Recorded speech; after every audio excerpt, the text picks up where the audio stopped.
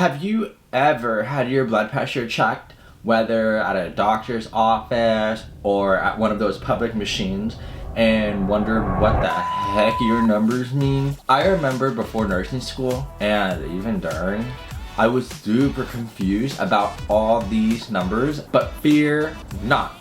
We are gonna go ahead and get deep into the physiology behind blood pressure and finally understand what those numbers actually mean. So let's get started. Hey everyone, my name is Philip and I'm gonna be your nurse today. Our journey begins with the powerhouse of our body, the heart. This organ tirelessly pumps blood throughout our system, delivering oxygen and nutrients to every cell. Imagine it as a pump station, continuously pushing water through a network of pipes. Now, the blood has to travel through a complex network of pipes called arteries and veins.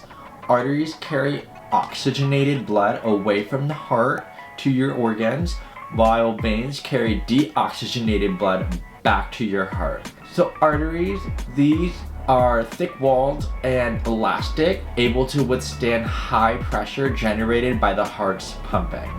Veins, they are a little bit thinner walled and less elastic, relying on muscle contraction and pressure difference to return blood back to the heart.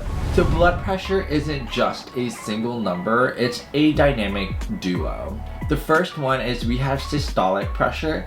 This is the top number and represents the peak pressure in the arteries when the heart contracts. Think of it like the peak pressure of a water jet when you first turn it on. Diastolic pressure, this is the bottom number, and this represents the resting pressure in the arteries when the heart relaxes between beats.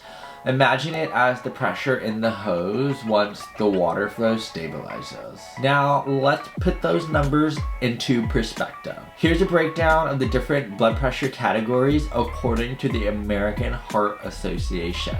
So normal blood pressure is when the systolic is less than 120 and the diastolic bottom number is less than 80. You have elevated blood pressure when your systolic is between 120 to 129 and your diastolic is less than 80.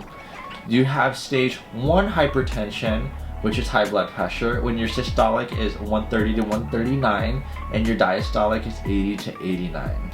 You have stage 2 high blood pressure when your systolic is 140 or higher and your diastolic is 90 or higher. Hypertensive crisis is when your systolic is 180 or higher and your diastolic is 110 or higher.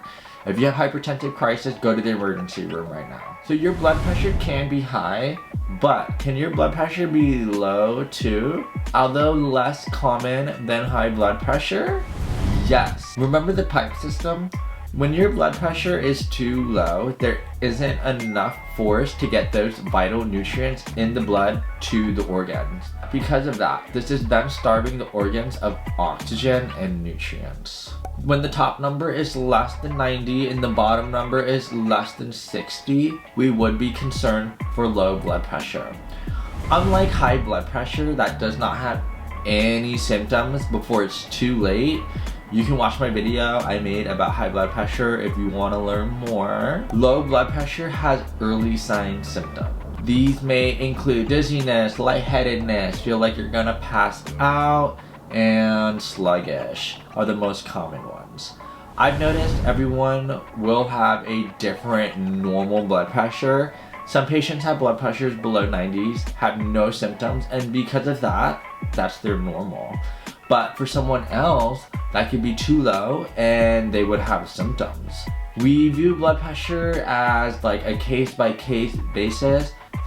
These are general guidelines and your specific target blood pressure may vary depending on your age, health conditions, and other factors.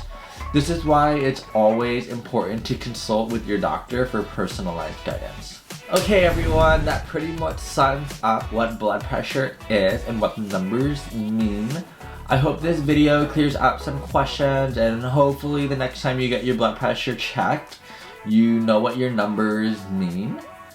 If you have any questions or any other related video topics you'd like me to make, please feel free to leave a comment. As always, there's no better time to invest in your health than right now.